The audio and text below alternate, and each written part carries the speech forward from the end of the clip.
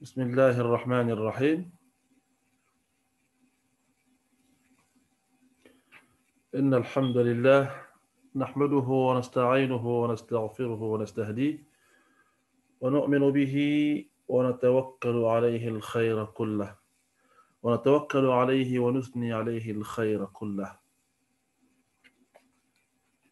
وأشهد أن لا إله إلا الله ولي الصالحين إلها أحدا فردا صمدا لم يتخذ صاحبة ولا ولدا ولم يكن له كفوا أحد.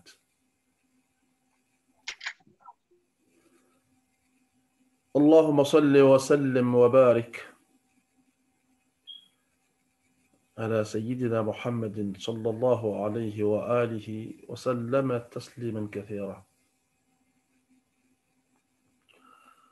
أما بعد،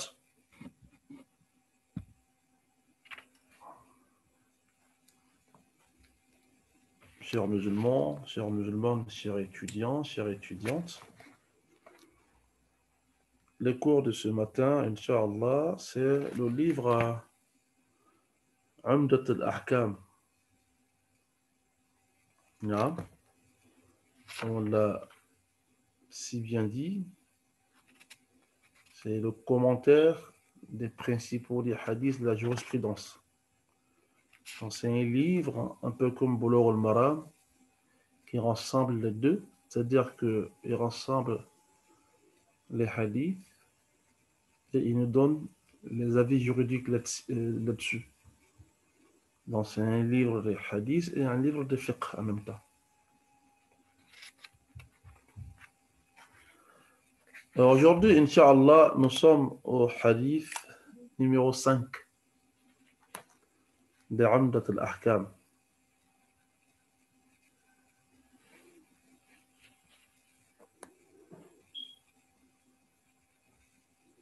Umdat al-Ahkam qui veut dire principalement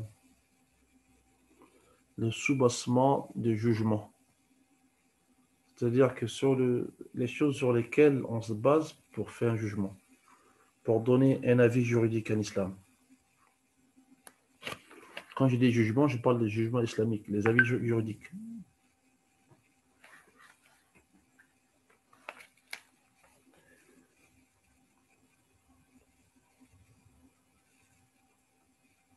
Aujourd'hui, le hadith numéro 5, ça serait un peu le même hadith qu'on a vu la semaine dernière de Bulugh al-Maram. Atteindre l'ascension dans l'épreuve et la satisfaction à la recherche des jugements avec les hadiths, avec les preuves bien sûr. Hadith numéro 5, ici, j'ai lu عن أبي هريرة رضي الله عنه قال أن رسول الله صلى الله عليه وآله وسلم قال لا يبولن أحدكم في الماء الدائم الذي لا يجري ثم يغتسل منه. Vous vous rappelez sûrement des hadiths qui est un hadith d'Abu Huraira dans lequel qu'Allah soit satisfait d'Abu Huraira qui est le sahabi qui a plus de hadiths que tout le monde. Ce n'est pas étonnant. Même si il s'est converti très en retard, même s'il n'a passé que 5 à 6 années avec le saint prophète Mohammed, sallallahu alayhi wa sallam wa barak, seulement lui, il ne lâchait pas le prophète d'un semelle. Il était tout le temps avec lui à la fin de sa vie. Et c'est la raison pour laquelle on considère que les hadiths d'Abu Huraira sont des hadiths des ahkam, des jugements. Parce que ce qui se passait vers la fin de la vie de Saint-Prophète Mohammed alayhi wa salatu wassalam, ce sont les sunnahs de la fin. Et c'est ça qui prime très souvent sur les sunnas du début. Donc, ce hadith, on l'a vu la semaine dernière, dans lequel le prophète nous disait, sallallahu alayhi wa sallam, hadith c'est rapporté par Abu Huraira bien sûr, que l'un d'entre vous n'urine pas dans l'eau stagnante, puis l'utiliser pour laver la janaba. Si vous vous rappelez, la semaine dernière, j'ai essayé de ramener les avis juridiques là-dessus. Qu'est-ce que Imam Malik disait, Imam Abu Hanifa, Imam Shafi'i, Imam Ahmad, parce que c'est avec ceux-là, c'est avec les avis qu'on marche des 4 grandes écoles juridiques islamiques sunnites marchent. Et j'ai montré aussi quelque chose de l'écologie, si vous vous rappelez. Une eau qui est stagnée, qui ne bouge pas, qui n'a pas une courbe d'eau, une chute d'eau pour aller, n'est-ce pas, se déverser soit sur une mer, un océan ou autre chose. Cette eau doit être respectée parce que les gens ont besoin d'eau. Partout au monde, on a besoin d'eau. Et surtout en Arabie, quand le prophète parle, sallallahu alayhi wa sallam, il est en Arabie. Et combien de fois l'eau est difficile à avoir? Pas souvent comme chez nous, il y a de l'eau partout. Je me rappelle encore quand on était à la Mecque, il y a quelques années de cela, on nous disait que le litre d'eau était plus cher que le litre de gazole ou de l'essence.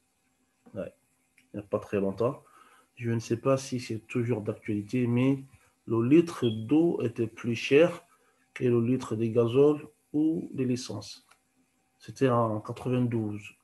C'était en 2012, excusez-moi, en 2012 quand on était au Hajj. Vous montrez l'importance de l'eau, le respect que l'on doit avoir pour l'eau. On ne doit pas gaspiller l'eau. Le prophète le dit, sallallahu alayhi wa sallam. Et il continue, il dit, même si vous vous retrouvez devant un océan, devant une grande mer, vous lavez, vous utilisez, mais ne gaspillez pas.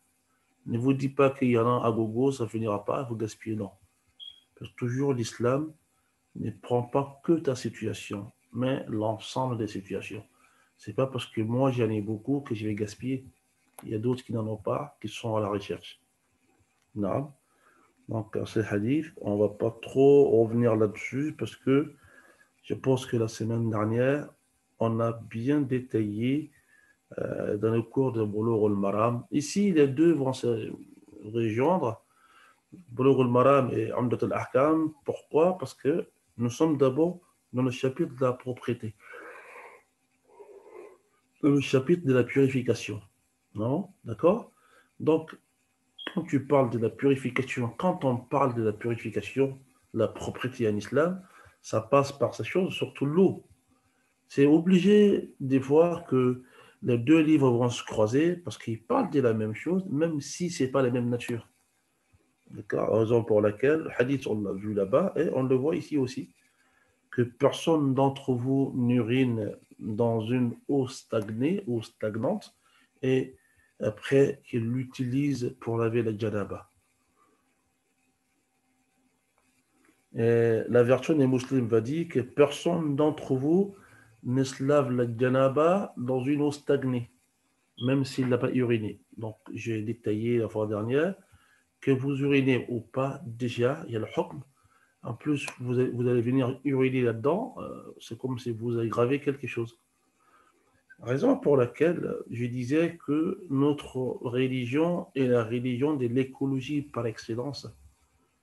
C'est notre grande religion, l'islam, qui ordonne les reboisements, les replantations, tout ça, pour que la terre soit embellie. C'est l'islam qui ordonne ça. C'est pas maintenant qu'il vient de dire.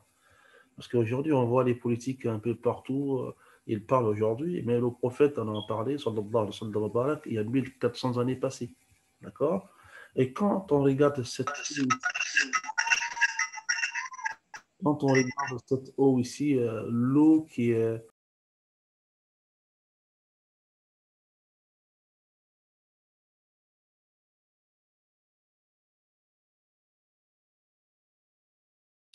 Imam, on n'entend pas ton micro, hein, c'est coupé. C'est bon? Bon, c'est bon. D'accord, alhamdulillah. Donc, je disais que une eau stagnée qui ne bouge pas, le musulman n'a pas le droit d'uriner là-dedans et en plus de se laver. Même si vous ne vous urinez pas, vous ne urinez pas là-dedans, vous ne faites pas pipi là-dedans, mais c'est déconseillé de se laver dedans. Parce que l'eau, elle ne bouge pas, elle n'est pas trop purifiante. On peut en prendre pour aller se laver ailleurs, pour ne pas que nos souillures et saletés y restent. Ça, c'est écologie et c'est très important islamiquement parlant. Donc, je ne vais pas tarder dessus parce qu'on a fait ce hadith avec tous les détails. Donc, pour celui qui, ou pour celle qui voudrait mieux comprendre les positions juridiques, qu'il s'y réfère au cours de la semaine passée. Je pense que c'était le 1er mai, si je ne me trompe pas. C'était le samedi 1er mai. Si les liens sont présents, que, n'est-ce pas, on se connecte pour regarder, n'est-ce pas, ces cours. Excusez-moi, j'avais oublié quelque chose. Il y a quelqu'un qui devait suivre avec nous. Je n'ai pas envoyé le lien, donc je vais le faire maintenant. Excusez-moi. Je vais couper mon portable. Il va falloir que je l'active pour cela, s'il vous plaît.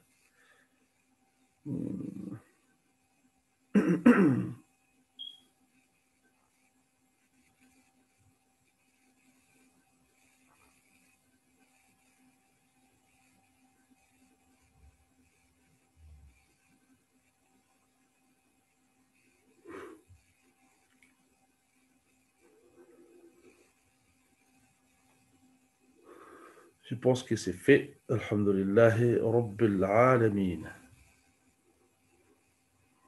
Voilà.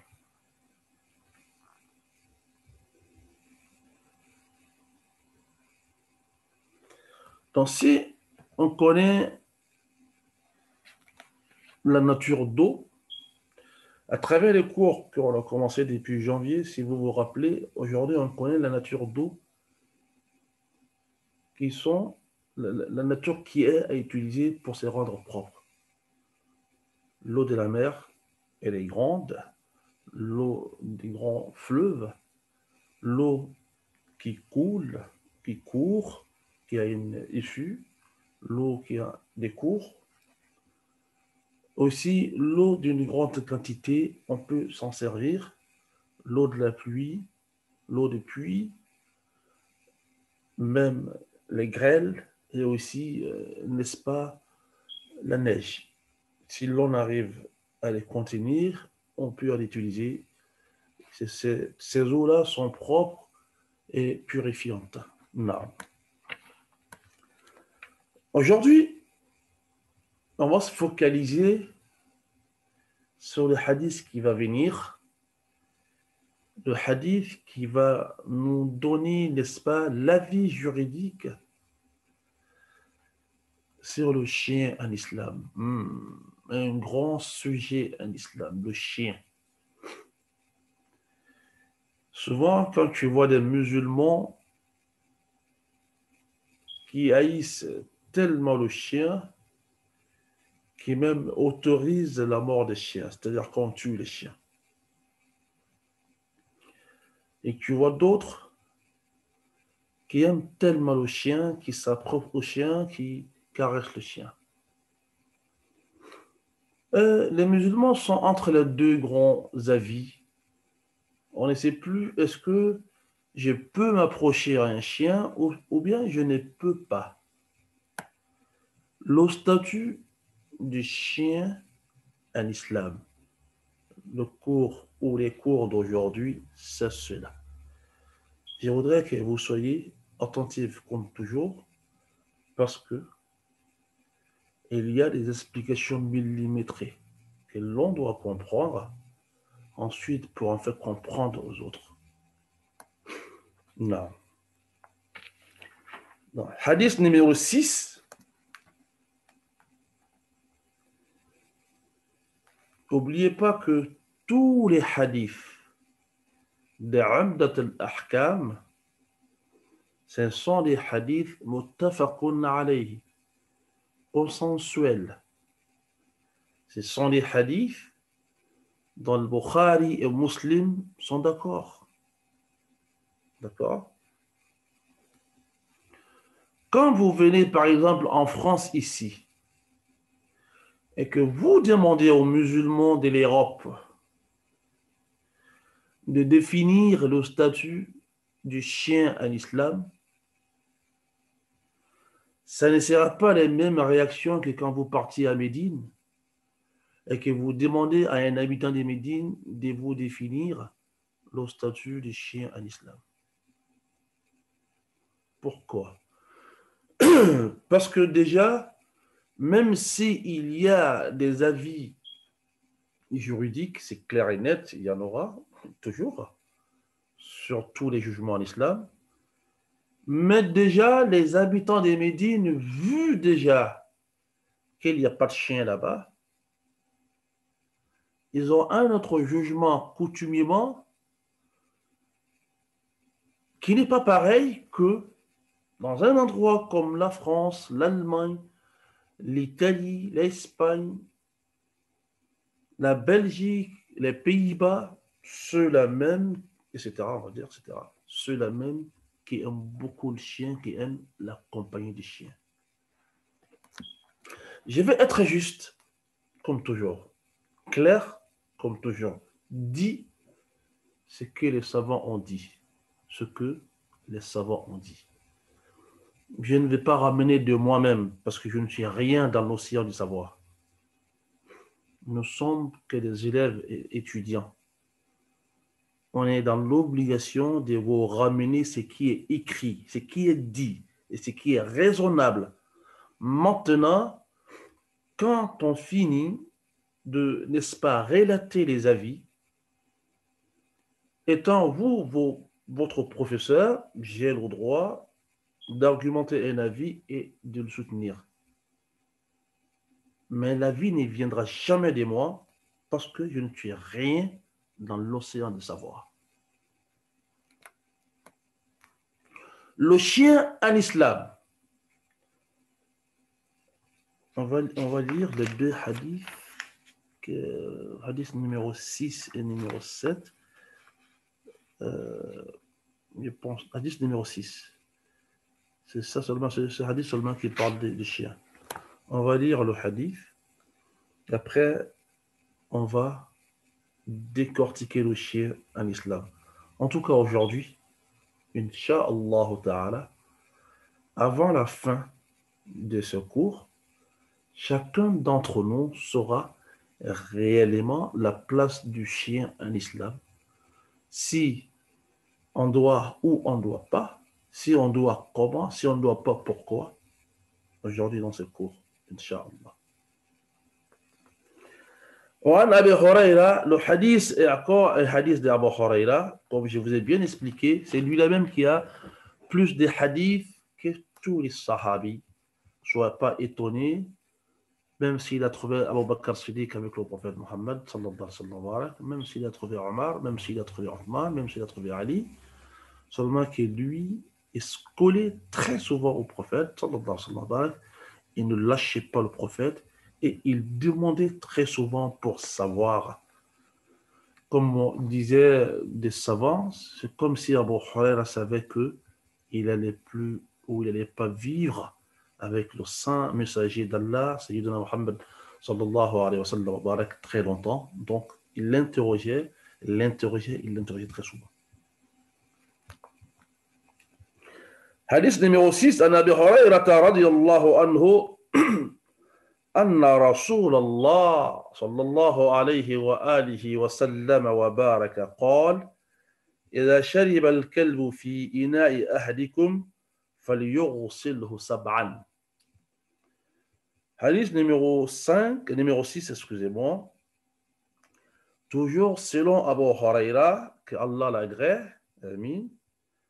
Le messager d'Allah le bien-aimé d'Allah, notre bien-aimé, Sayyidina Muhammad sallallahu alayhi wa sallam, wa barak, dit ou a dit, lorsque le chien boit dans un récipient, l'un d'entre vous, qu'il le lave 7 fois. Quand le chien va laper dans un récipient, où il mange dans un récipient, où il boit dans un récipient, en tout cas, une fois que la gueule du chien est rentrée dans un récipient, que vous voulez utiliser, n'oubliez pas cela. Parce que le hadith, quand il parle, ce récipient, vous avez besoin pour l'utiliser. Donc déjà, il y a une différence entre quelqu'un qui n'aura pas besoin de ce récipient, qui a spécialisé ce récipient pour ce chien. Donc lui, il ne sera pas dans l'obligation de laver le récipient chaque fois, 7 fois, 7 fois, 7 fois. Parce que c'est un récipient spécial chien. Ce que le hadith veut nous expliquer, soit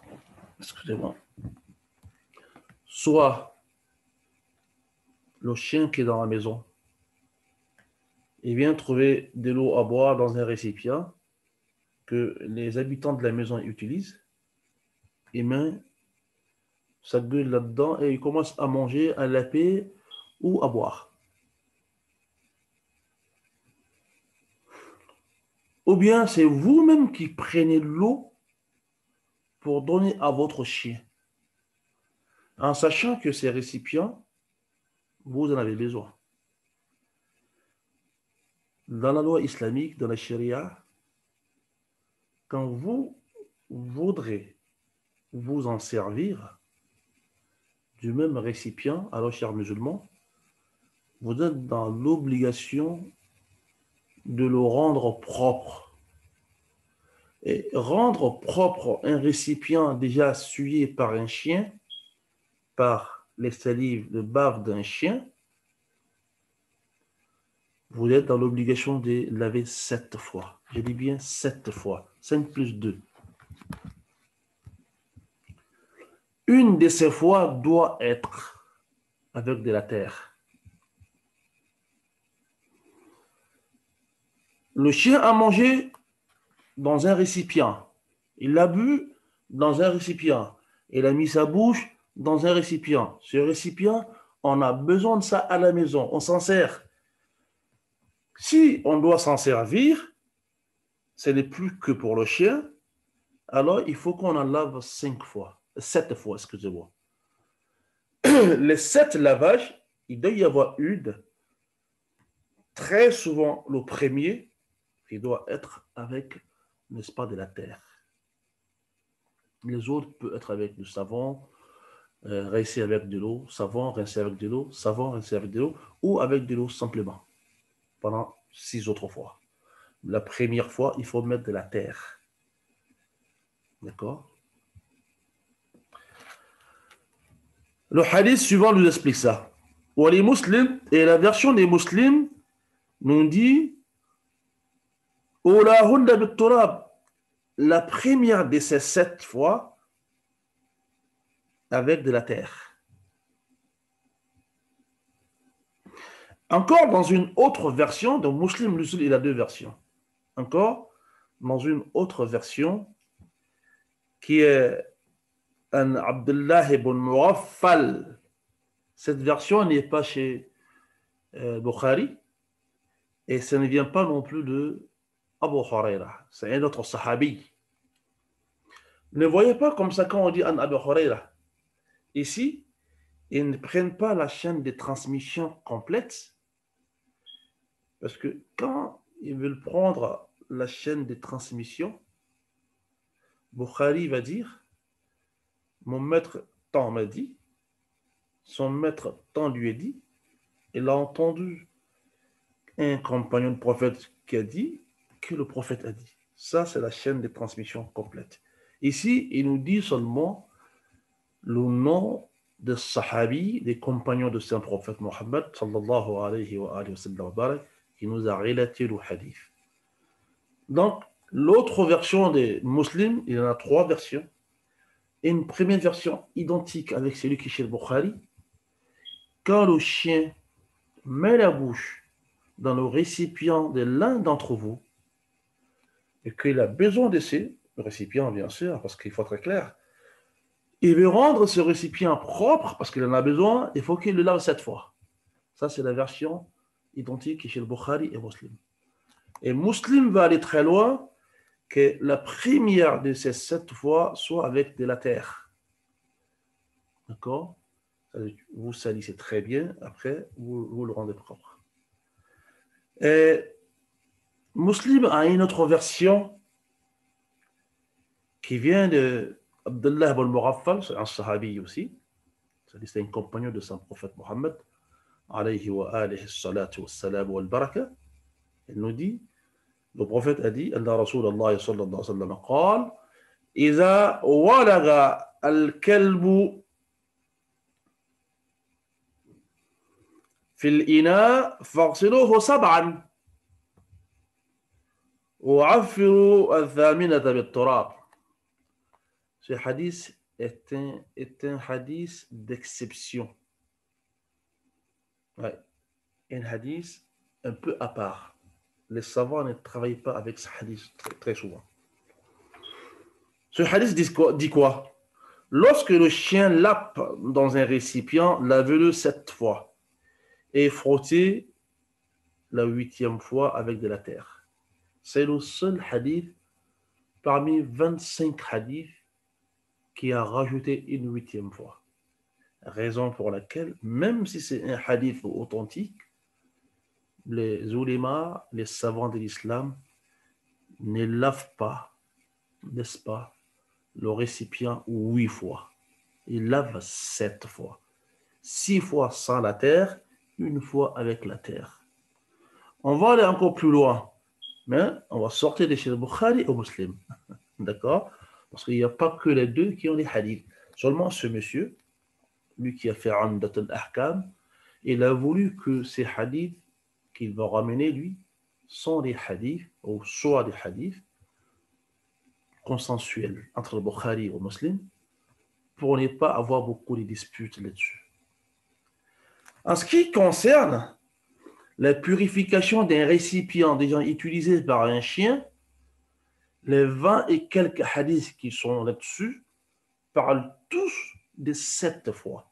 Il n'y a que ces hadiths qui a rajouté 8e fois, frottez-les la 8e fois avec de la terre. Tous ont parlé de 7 fois.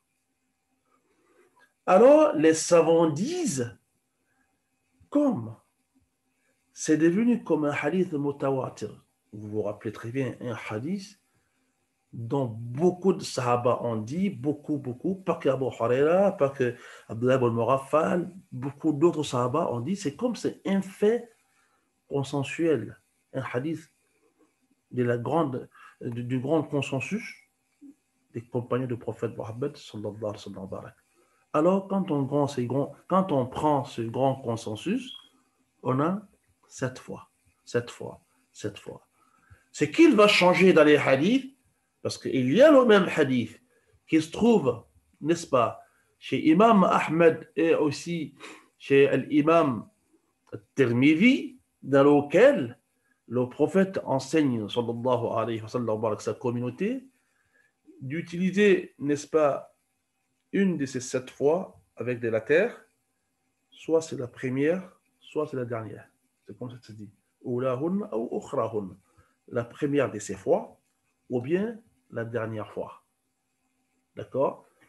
Donc, le hadith que je viens de citer a laissé le choix aux musulmans de laver ce récipient souillé par un chien 6 fois avec du savon, avec des acides, avec tout ce que tu veux, avec de l'eau. Toujours, on purifie avec de l'eau. Si vous prenez du savon pour laver, vous purifiez avec l'eau 1 fois, 2 fois, 3 fois. Vous répétez cela jusqu'à 6 fois. Et la dernière fois, vous mettez de la terre. Ou bien, vous commencez par mettre la terre pour bien salir. Et après, quand vous lavez ça, vous faites 7 fois avec du savon, de l'eau. Vous faites 6 fois de cela. Donc, avec la fois où on a mis on a mis la terre, ça m'a fait 7 fois. Et il y a ce jour que le prophète sallallahu alayhi wa nous enseignait cela, et il n'y avait pas des appareils, il n'y avait pas des microscopes pour définir, pour détecter des choses. Aujourd'hui, alhamdulillah, avec la science moderne, chers musulmans, aujourd'hui, on sait, mais pourquoi le prophète Mohammed sallallahu alayhi wa sallam a dit cela. Il y a des bactéries et des microbes qui sortent dans la bouche des chiens. Aucune chose peut tuer ces bactéries, ces chiens, ces microbes, si ce n'est que la terre. C'est la science moderne qui a découvert ça. Et pourtant, quand le prophète Mohammed sallallahu alayhi wa sallam parle de ça, il y a 1400 années passées, il n'y avait rien comme appareil pour détecter quelconque bactérie ou microbe.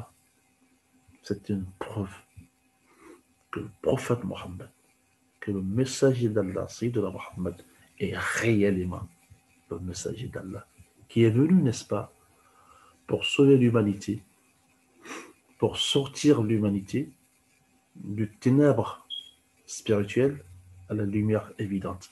Sayyidina Mohammed, sallallahu alayhi wa sallam. Oui, c'est des études qui ont prouvé, 100% des études fiables, vous pouvez les contrôler, consulter, qu'il y a de bactéries, il y a de microbes qui sortent dans la bouche des chiens, ne peut être tués que par la terre.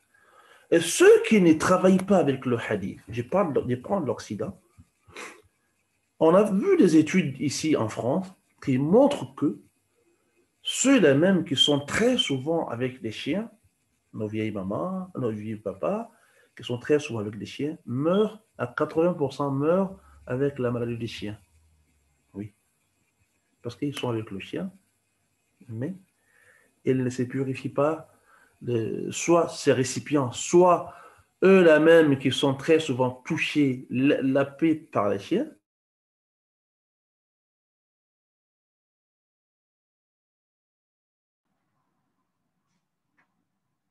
Salam alaikum wa rahmatullah.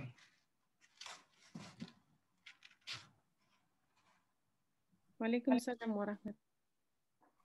Wa alaikum salam. Mince, je ne comprends pas.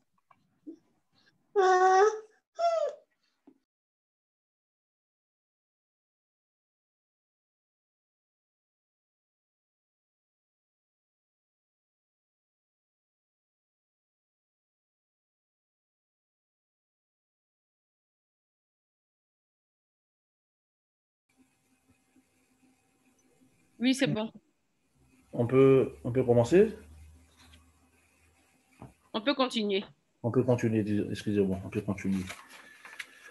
Donc, je disais qu'il y a des études qui ont montré que la plupart des vieilles mamans et des vieux papas qui sont tout le temps avec des chiens meurent très souvent des maladies provoquées par ces mêmes chiens. Maintenant, nous, on va laisser le hadith à côté. On va aller voir qu'est-ce qu'a dit les savants de l'islam sur le chien. C'est quoi le statut du chien et pourquoi et comment. D'abord, chaque musulman est dans l'obligation de comprendre que l'islam, dans les textes écrits, noir sur blanc, clair comme de l'eau des roches, n'autorise la garde des chiens que pour 3 causes bien mentionnées dans les hadiths authentiques dont les avis juridiques sont dessus. Ces 3 causes sont dans les hadiths dans lesquels le prophète nous dit alayhi wa alayhi salatu wa salam wa baraka que personne d'entre vous ne garde le chien chez lui. Personne d'entre vous ne garde un chien chez lui. Si vous gardez un chien chez vous parce que vous aimez un chien, il n'y a pas d'autre cause si ce n'est pas votre amour, sachez que ce chien va vous diminuer, je dis bien diminuer vos hasanat par jour, des qira ou qiratayn. Qira,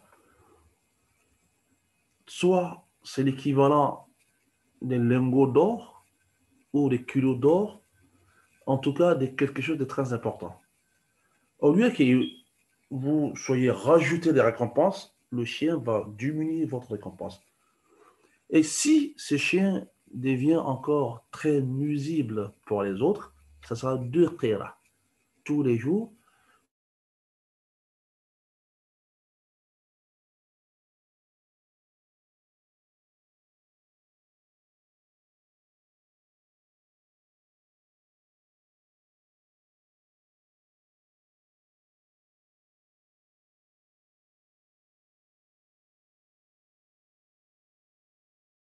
Et vous retrouvez avec des hasanat, etc., que l'on peut garder pour rien.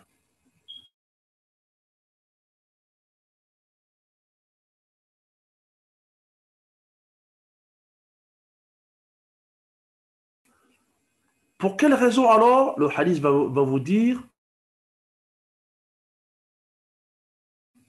pour un chien chasseur? Oui, le Coran nous l'a stipulé là-dessus. Il est halal pour vous, la bête morte qui vient de votre chien, lequel vous l'avez apprivoisé, vous l'avez dressé, et quand vous le lâchez le matin, ou le lâchez le matin, vous avez dit Bismillah, va chasser pour moi, Bismillah.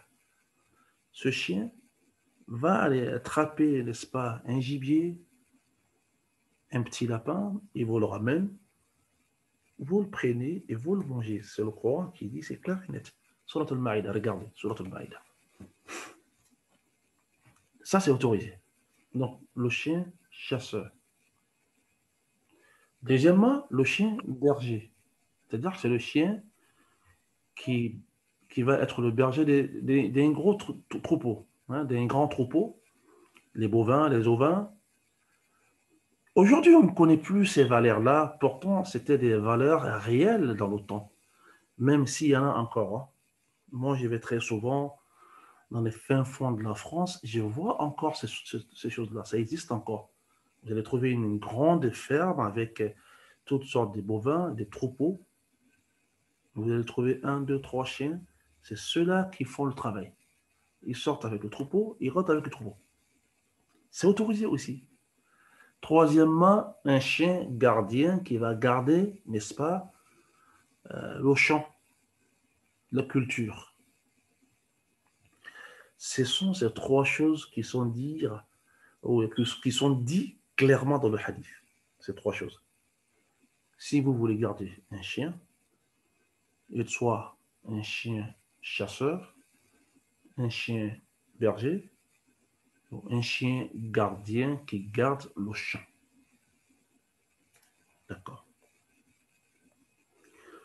Maintenant, est-ce que votre religion autorise que l'on garde le chien pour autre raison que ces 3-là? Il y a 2 avis dessus. Le premier avis vous dit non. Si ce n'est pas pour ces 3 raisons, on ne peut pas faire des comparaisons analogiques. Le chien ne peut pas être gardé. Cela n'autorise pas aujourd'hui qu'on a des chiens pour garder nos maisons quand on se sent menacé, ou de nous garder nous-mêmes quand on se sent menacé, ou de garder notre argent quand on se sent menacé. Et leur avis, c'est dit non, et c'est non parce que le chien, il est autorisé, sa garde est autorisée seulement pour ces 3 choses. Je ne suis pas de cet avis. Ouais.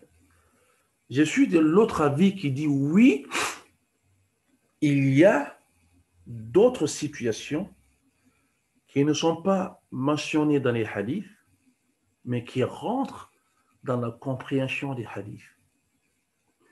Un chien qui a été dressé pour utiliser comme guide pour un aveugle, ce chien est important. Ce chien, l'autre avis vous l'autorise, même si ce n'est pas écrit dans le hadith. Parce que le chien qui va chasser pour vous ramener du gibier, c'est pour son utilité qu'il a été autorisé. Le chien qui va berger votre troupeau, c'est pour son utilité qu'il a été autorisé. Le chien qui va surveiller, n'est-ce pas, votre champ contre les bêtes qui viennent manger, c'est pour son utilité qu'il a été autorisé. Si on trouve cette même utilité, surtout d'une grandeur, parce qu'un aveugle, une personne aveugle peut faire des grandes études, mais son problème, pour se déplacer, pour aller travailler, pour aller occuper son poste de directeur qu'il a, il faut qu'il arrive à se déplacer. Et comme il ne peut pas se déplacer parce qu'il est aveugle, on a dressé un chien pour lui. Le deuxième avis va vous dire que oui, ce chien, vu l'importance qu'il est en train de faire, c'est autorisé. Ce directeur aveugle peut le garder chez lui pour cette utilité. De même, quelqu'un qui a de l'argent, qui est dans un endroit qui est tout le temps cambriolé. Il est tout le temps cambriolé. Et s'il met un chien là-bas, le chien saura faire la garde. Et alors, cette garde empêcherait, je mets au conditionnel, les voleurs pour venir en prendre. Parce que vous savez, quand vous habitez dans un quartier résidentiel où il y a beaucoup de Doumbouya, faites attention. Si vous ne ramenez pas de la bonne garde, un jour, ils vont voler vous dévaliser tout. Ils vont tout enlever. Parce que eux, là, les Doumbouya sont très forts. Donc, ces chiens, l'autre avis que je supporte dit que oui, on peut garder le chien pour cela, pour son utilité, pour garder de l'argent, pour nous garder, pour garder notre maison, et aussi pour être avec cet aveugle pour ses déplacements. Ça, c'est la garde de chien. Mais on se dit, le chien, il a quel statut en islam? Il est propre. Il est sale. Où sont les hadiths qui parlent de ça? Non. Les savants de l'islam ont 3 positions sur le chien en islam. La première position, c'est la position de l'imam Malik. Le chien est propre.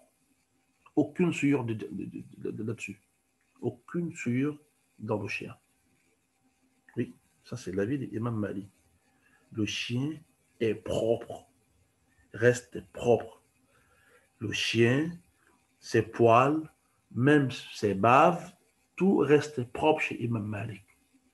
Ah, Imam Malik, tu es allé très loin. Mais pourquoi tu dis ça? Il a une preuve.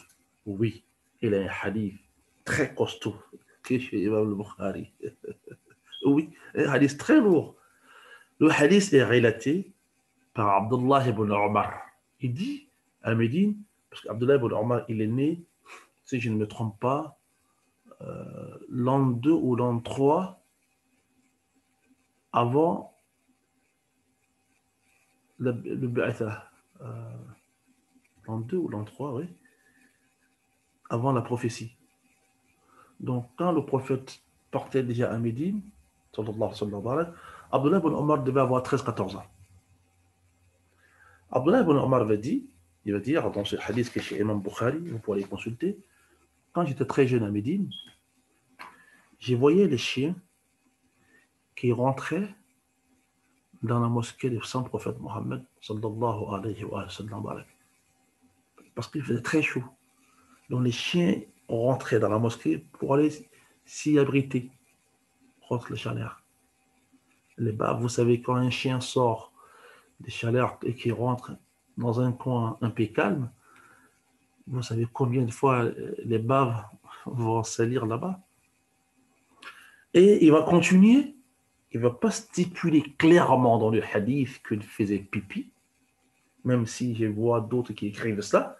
Il va stipuler: j'ai jamais vu le prophète demander, sallallahu alayhi wa sallam, de l'eau pour déverser sur les endroits dans lesquels les chiens se couchaient ou les baves sortaient. Et quand on parle de déverser de l'eau, on déverse de l'eau sur une saleté, sur une souillure en islam. Vous vous rappelez sûrement de l'Arabie. L'Arabie, c'est-à-dire que le bédouin qui est venu, il ne connaît pas ce qu'est la mosquée, même s'il était musulman. Il vient, il fait pipi sur un côté du mur de Saint-Prophète, de la mosquée de Saint-Prophète Mohammed sallallahu alayhi wa sallam. Les Sahaba, les compagnons assis, ont commencé, ils grognaient sur les villes. Le prophète les a dit: calmez-vous, laissez-lui, il va finir de faire son pipi. Calmez-vous. Là, vous le frappez là. Vous allez faire que le pipi et l'urine va prendre un grand espace sur la mosquée, sur le mur. Mais laissez-lui, il va faire sur un seul endroit. Ils l'ont laissé. Quand il a fini de faire son besoin, le prophète l'a appelé. Le prophète a ordonné quelqu'un de prendre un seau d'eau et de déverser là-dessus. Et il a appelé le monsieur. Il dit: vous êtes musulman? Oui, je suis musulman. Ça, c'est la mosquée de Dieu. C'est ici, on cite le nom d'Allah, on lit le Coran. C'est ici, moi, j'y rentre tout le temps. Donc, la mosquée d'Allah doit être propre à l'intérieur comme à l'extérieur. Tu n'as pas le droit de venir uriner dessus. Tu as compris? Le gars, le bédouin, se lève la main et dit: oh Dieu, irhamni wa Muhammad, fais ta miséricorde à moi et à Muhammad. Personne d'autre. Et celui-là, il voulait me frapper. Personne d'autre. Je demande ta miséricorde pour moi et pour Muhammad. Nous deux seulement. Parce que le prophète a été plus politique avec lui, qui a fait qu'on ne l'a pas tabassé. Sinon, on l'aurait bien tabassé. D'accord? Donc, quand on parle de déverser de l'eau, on déverse de l'eau sur une saleté, sur une souillure. Dans le hadith d'Abdullah ibn Omar, il dit clairement: les chiens rentraient et sortaient, se couchaient. Dans la mosquée du prophète Mohammed sallallahu alayhi wa sallam, il n'a pas stipulé qu'il faisait des pipis, même si je vois ses commentaires dans d'autres hadiths, qui dit: on déverse de l'eau sur des saletés. Donc, ça sous-entend que quand ces chiens rentraient dans la mosquée de Saint-Prophète Mohammed sallallahu alayhi wa sallam et qui dormaient, qui s'abritaient là-bas, ça sous-entend que ces chiens faisaient pipi là-bas. D'accord? Il y a des savants qui ont pris ça de hadith. Mais le texte des hadiths ne dit pas cela. Mais quand Abdullah ibn Omar dit à la fin du hadith: j'ai jamais vu le prophète sallallahu alayhi wa sallam demander de l'eau pour déverser dessus, ça prouve deux choses. Ceux qui disent que le chien est sale, quand une saleté rentre dans la mosquée, pour rendre ce coin propre, il faut déverser de l'eau. Ça n'a jamais été fait dans le temps du prophète Mohammed. Ceux qui disent que la bave, les salives de chien sont souillées, si ça déverse dans un endroit, pour rendre propre, on doit déverser de l'eau. Donc, voici la preuve d'Imam Malik qui vous dit que le chien n'est pas sale. C'est un animal comme tous les autres, seulement on ne peut pas le garder parce que l'islam l'interdit, sauf pour les causes que je viens de citer. D'accord? Chez Imam Malik, alors, on lui demande: mais Imam, vous nous dites que le chien est propre, même ses baves. D'accord. Mais pourquoi le prophète alayhi wa alayhi salatu wassalam al-baraka nous dit: si le chien mange, lave ou met sa bouche dans un récipient, lave-le 3 fois, ça sera propre. Il va dire que cette propreté est, n'est-ce pas, une sagesse prophétique. Parce que Allah lui a inculqué cette sagesse. Et il va dire: cette sagesse n'est pas parce que le chien, ses baves, ses salives sont sales, non, mais c'est pour quelque chose que le prophète sait. Et quand Imam Malik dit ça, il n'y avait pas des microscopes non plus pour savoir qu'il y avait des bactéries ou des microbes dans les salives des chiens. Et ça se voit aujourd'hui. Donc, ça c'est le premier avis. Un malikite, même s'il a fait les ablutions, quelqu'un qui est ancré dans le malikia, il peut voir un chien, il va le caresser. Eh bien, il va le caresser. Après, il se lave la main, il va faire la prière. Chez lui, il n'y a aucune souillure sur un chien parce que une souillure ne peut pas rentrer dans la mosquée du Saint-Prophète Mohammed sallallahu alayhi wa sallam. Je ne sais pas si vous comprenez. Deuxième avis, ça c'est l'avis de chavisme. Le chien est sale, complètement sale. Je n'ai pas trouvé des hadiths chez eux. J'ai vu la position dans laquelle Imam Shafi ramène des avis disant que les Sahaba ont relaté que dans le temps du prophète Mohammed sallallahu alayhi wa sallam, on éloignait les chiens de la mosquée. Et que c'est ça qui était la sunna de la fin. Si l'autre était au début, c'est parce que si les chiens rentraient, sortaient au début, que c'est parce que à ce moment, la mosquée n'avait pas de portes. Donc, comme la mosquée n'avait pas de portes, les chiens se permettaient d'y rentrer pour aller s'abriter vis-à-vis des chaleurs que vous savez, très ardentes dans les pays arabes. Donc, chez Shafi, elle est bave, elle est poêle, le chien entièrement était une souillure claire et nette, sale. Donc, le Shafi, quand le Shafi va caresser un chien, pourtant il est dans le wudu, chez lui, son ablution est annulée. Il est dans l'obligation d'aller refaire l'ablution pour aller faire la prière. Et ça, c'est chez lui, mais ce n'est dans aucun hadith que le chien peut annuler, n'est-ce pas, une ablution. C'est son avis. Et il prend des faits que les Sahaba disent que à la fin de la vie du prophète Mohammed sallallahu alayhi wa sallam, on éloignait les chiens de la mosquée du prophète Mohammed sallallahu alayhi wa sallam. Même à Médine, on éloignait les chiens parce que les chiens étaient sales. Et troisième avis, l'avis de l'imam Ahmad bin Hanbal, et cet avis aussi est soutenu par, n'est-ce pas, l'imam Abu Hanifa, même s'il n'a pas trop parlé dessus. Le chien n'est pas sale, mais ce qui sort de sa bouche est sale. Donc, chez Imam Ahmad, le chien a deux parties. Quelqu'un qui caresse un chien, il n'a pas caressé une saleté. Donc, son ablution n'est pas annulée. Mais ce qui sort de la bouche du chien est sale, raison pour laquelle le prophète nous demande, sallallahu alayhi wa sallam, de rendre le récipient propre après l'utilisation du chien. Imam Ahmed dit, si ce qui sort de la bouche du chien, des salives, des baves, si ce n'était pas sale, le prophète n'aurait jamais obligé sa communauté pour rendre ça propre, pour rendre ce récipient propre. Les Malikis vont répondre. Les Malikis vont dire, non, les Hanbalites, vous vous trompez. Parce que si il y a quelque chose qui rend propre en islam, c'est bien l'eau. C'est l'eau qui rend propre. Mais ce hadith, il ne parle pas que de l'eau. Il parle aussi de la terre. Ça veut dire qu'il y a quelque chose que vous, les Hanbalites, et nous, les Malikites, on ne sait pas. C'est une chose de l'adoration. D'accord? Donc, on est obligé de faire ainsi. Mais dire que c'est à cause de sa saleté, si c'était que pour sa saleté, l'eau allait suffire. Parce que c'est l'eau qui est la première source de la purification en islam. Vous voyez? Là, les ulémas sont en train de se tirer entre eux. Là. Chez les Malikites, le chien est propre. Chez les Shafiites, le chien est sale.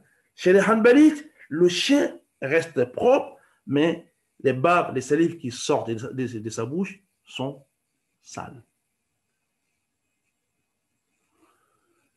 Chez un Shafiite, et l'autre avis d'Imam Malik, parce que il y a un avis d'Imam, pas Imam Malik, Imam Ahmed, et l'autre avis d'Imam Ahmed va vous dire si, par exemple, un chien lappe dans votre doigt, il faut que vous excusez-moi, il faut que vous laviez cette main 7 fois, la première ou la dernière avec la terre. Parce que ce qui est sorti de sa bouche est une saleté. Et chez Imam Malik, ça n'existe pas. Seulement le récipient. Et il va te dire, shay'un ta'abboudi. C'est rituel musulman.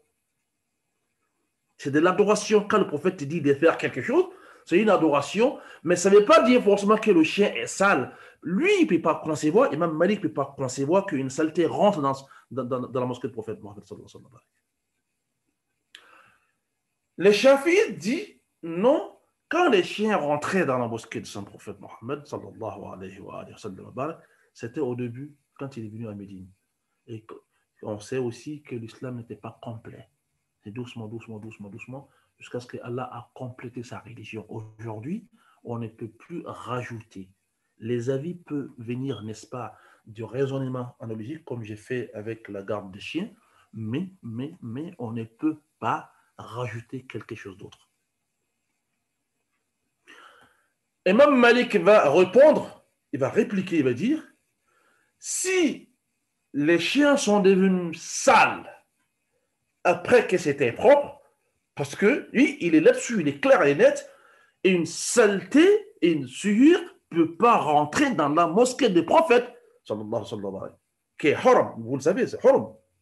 C'est-à-dire, c'est un lieu sacré. Donc, une saleté, une souillure ne peut pas rentrer. Si elle rentre alors, ce n'est plus saleté, ce n'est plus souillure. Il va continuer, il va dire, si vous me dites, vous qui dites que c'est haram, si vous me dites que c'était au début, quand il est venu à Médine, et qu'il y avait trop de chiens, et que les mosquées n'avaient pas de portes, alors donnez-moi une preuve disant que après, le prophète a dit, ne faites pas rentrer, les chiens ne doivent plus rentrer dans la mosquée parce qu'ils sont devenus sales. La charia, quand quelque chose est autorisé, pour annuler l'autorisation, il faut une interdiction formelle. Oui, et ça, tous les savants de la charia sont d'accord dessus. Pour interdire quelque chose qui était licite, pour rendre cette chose illicite, il faut des preuves évidentes et claires et nettes. Ce n'est pas des avis.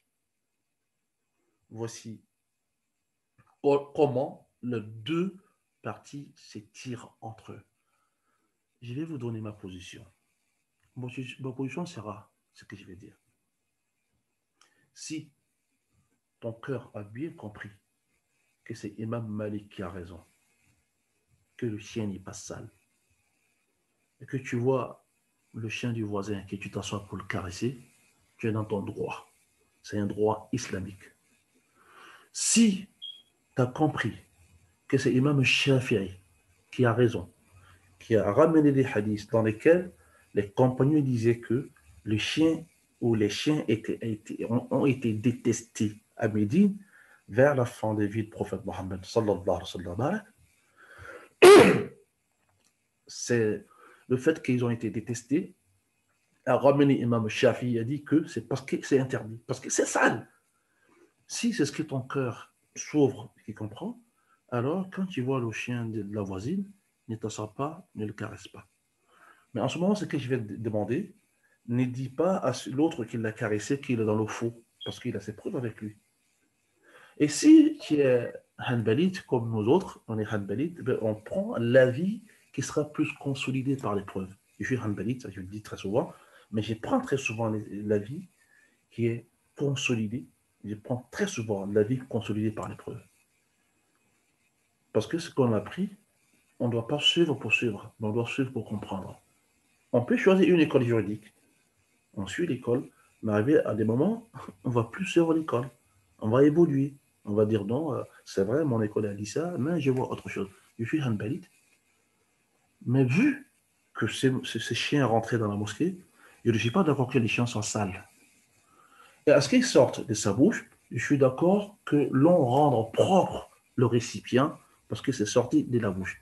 Des mêmes avis que Imam Malik, ici je supporte l'avis malikite parce que je trouve que leurs preuves, leurs arguments sont plus solides que les autres. C'est ce que je vois. Wallahu a'lam. Voici le statut du chien en islam. Sale, chez Imam Shafi'i. Propre, chez Imam Malik.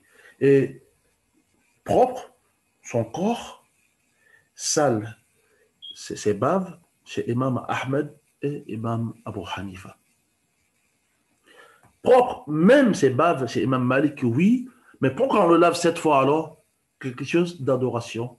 Parce que le prophète a autorisé de le faire pour une raison qu'il le sait lui, mais ce n'est pas pour raison de saleté. Parce que si c'était pour raison de saleté, l'eau seulement allait suffire de rendre propre. Et ça, quand tu regardes ça, c'est tellement précis. La première source de la propriété en islam, c'est l'eau. Si l'eau ne peut pas rendre quelque chose de propre, il faut obligatoirement rajouter quelque chose d'autre, c'est qu'il y a quelque chose, il y a quelque chose de caché que nous ne savions pas, même aujourd'hui que nous ne savons pas, même si la science moderne a détecté ou, n'est-ce pas, a montré, comment on appelle, que les bactéries et les microbes qui sortent de la bouche des chiens ne meurent que par la terre. Donc voici aujourd'hui ce que j'ai voulu vous enseigner en vous disant que les savants sont d'accord que l'on ne doit pas garder le chien sans une cause. Donc notre islam ne nous autorise pas à prendre un chien comme la voisine fait, comme le voisin fait, parce qu'il aime le chien, il prend le chien, jusqu'à ce que souvent les chiens deviennent importants que les hommes. Souvent, on donne tout à un chien. Tout, tout, tout, tout. Pourtant, les humains sont juste à côté qui meurent de faim. Donc, mon islam n'accepte pas cela. Si tu prends un chien, il faut le prendre soit pour chasser pour toi, chasser, soit pour garder, garder, n'est-ce pas, le champ, soit pour berger le troupeau. Je vais vous expliquer aussi la vie qui sort de cela. Il y en a qui vont vous dire, si ce n'est pas pour ces 3 raisons, on ne peut rien faire. Moi, je supporte la vie qui dit, il peut y avoir d'autres choses. On va mesurer à ces 3 choses. Est-ce que ça rentre? Est-ce que ça équivaut? Est-ce que quand on trouve que c'est pour les mêmes causes, la causalité est très importante en islam. Pourquoi l'islam nous autorise à manger une bête morte chassée par un chien? Parce que le chien, je l'ai dressé. Quand je l'ai envoyé le matin à chasser, je lui ai dit Bismillah, il va aller attraper un gibier et il ramène. Si le chien est sale vraiment, et quand il va ramener le gibier et que je vais le préparer, pourquoi avant de le préparer, je ne le lave pas 7 fois? Ni le Coran ni le hadith nous dit. Ni le Coran ni le hadith nous dit. Maintenant, si tu supportes ceux qui disent que c'est sale, alhamdulillah, c'est ce que tu as compris. On respecte ton avis. Mais alors, ne nous dis pas, nous qui caressons souvent les chiens, ne nous dis pas qu'on est sale ou on est dans la saleté. Parce que ce n'est pas l'avis d'Imam Malik et consolidé par des grands hadiths. On va s'arrêter ici aujourd'hui, Inch'Allah, pour les cours d'aujourd'hui. S'il y a des questions, je suis preneur. Mais on ne va pas faire des cours de Ramadan actuellement, parce que le soir, je dois revenir. Et j'ai beaucoup de choses. J'ai de la réception chez moi aujourd'hui, ce soir. Donc, je vais arrêter le cours là. S'il y a des questions, on va répondre, Inch'Allah. Hada. Wassalamu alaikum wa rahmatullahi wa barakatuh.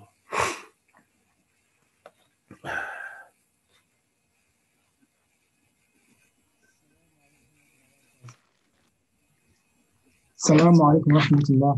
Wa alaikum assalam wa rahmatullahi wa barakatuh. Pour votre explication. J'ai une question concernant la vie de Shafia qui dit que lorsque la souillure du chien te touche, alors tu dois reprendre les ablutions.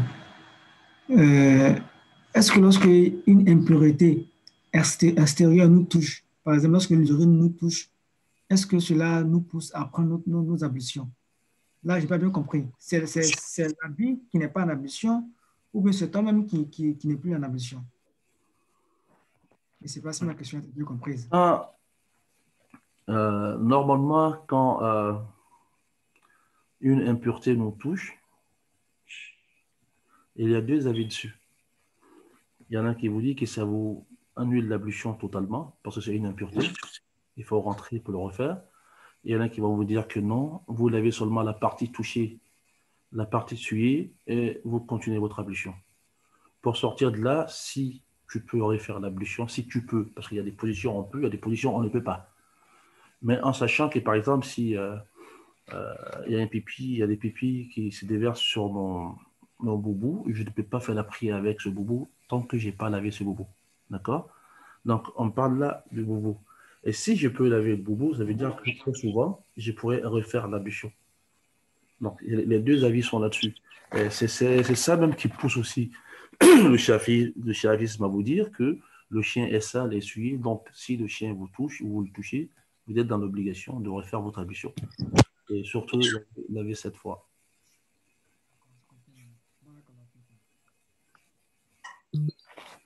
Est-ce que le frère a compris? Oui, j'ai bien compris. Barakallahu fikum, ya Ustaz. Merci beaucoup.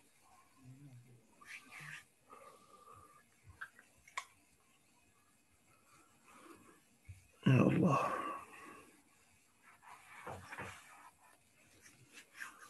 S'il n'y a pas d'autres questions, on va arrêter. Aïcha? Aïcha? Imam, allô? Oui.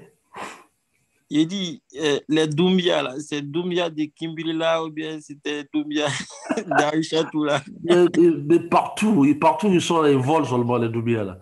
Ils sont à Kimbrila, ils sont à Abidjan, ils sont en France. Comment on appelle? Doumbia, tu crois que tu peux m'effrayer? Ils volent de partout, ces Doumbia là. Quand tu habites dans un quartier où il y a beaucoup de Doumbia, fais attention. Hein? Ah, moi-même, je suis un Doumbia, donc je me demandais. C'est pas Bafalikou, je sais. Donc, comme j'ai Doumbia, tu voulais m'effrayer. Je ne veux pas m'effrayer. Les Doumbia, partout où ils sont là, ils volent.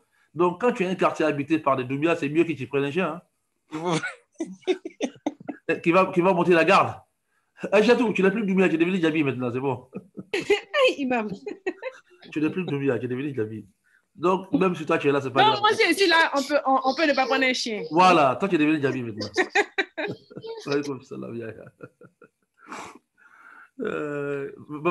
Comment ça va, Bafalikou? Alhamdulillah, ça va, ça va. Alhamdulillah. Il y a quelqu'un qui m'a salué là, je vais le répondre. Allez. Imam, moi j'avais une question. Bon, c'est pas lié directement au chien, mais c'est pour les purifications. En fait, j'ai assisté à un baptême. Ouais. Ils ont dit que il fallait laver l'enfant 7 fois. Hey, c'est coutume ça. Hein? C'est le Dumia qui a ramené ça encore, c'est coutume. Non, voilà, c'était pas les Dumia. C'était pas dedans, hein? C'est vous qui a ramené ça. Même pas. Donc, quand ils ont fini le lavage de l'enfant, ils ont lavé l'enfant 7 fois. Je ne sais pas si ça vient d'où, je ne sais pas quel est le... Non, il n'y a pas un hadith dessus. Il y a pas un hadith. J'ai vu ça, bon, on ne parle pas très souvent, sinon j'ai vu ça, j'ai assisté un jour à un baptême, je crois que c'était à Abidjan. Non, c'est ici. Allahu alam. J'ai vu qu'on a demandé à ce qu'on lave l'enfant 7 fois. Il dit, mais c'était pourquoi? Non, c'est pour le rendre propre. Oula. Bon. En tout cas, ce n'est pas quelque chose d'écrit. Je pense que ça fait partie de la coutume. D'accord. Voilà, ce n'est pas quelque chose d'écrit. D'accord, merci. Je t'en prie. Aïcha, toi, même si tu es là, c'est pas grave, on peut vivre comme ça, c'est pas grave. Vous faites quoi? On peut vivre comme ça, c'est pas grave. Si toi, tu es là dans un quartier, c'est bon, c'est pas Ah, Dieu merci. Mais si c'est pas fallu qui est resté. Si c'est pas fallu coup là, je vais aller chercher un grand berger malinois. Hein? Et ils m'ont pardonné.